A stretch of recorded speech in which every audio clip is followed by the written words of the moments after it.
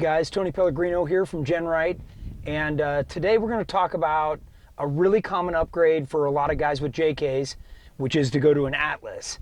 And an Atlas has two shifters, one for front axle and one for rear axle, and when you're putting it and using it in a JK, there's a specific procedure that you need to do in order to make it shift smoothly. We are currently in high range, and we're in park right now, so we're gonna put it in drive. We're gonna get moving. You need to be moving about 4 or 5 miles an hour. You're gonna shift it to neutral. It's very important, you do not want to come to a stop.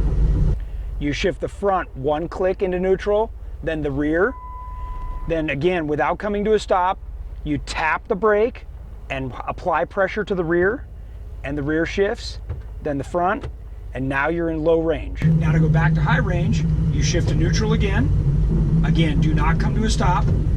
Front out into neutral first, then the rear into high, and the front into high, and you can go back to drive. Super important, you do not come to a stop going into high or low, or coming in or out of those high or low. Next is to put your foot on the brake as you're going into low, right before it comes to a stop.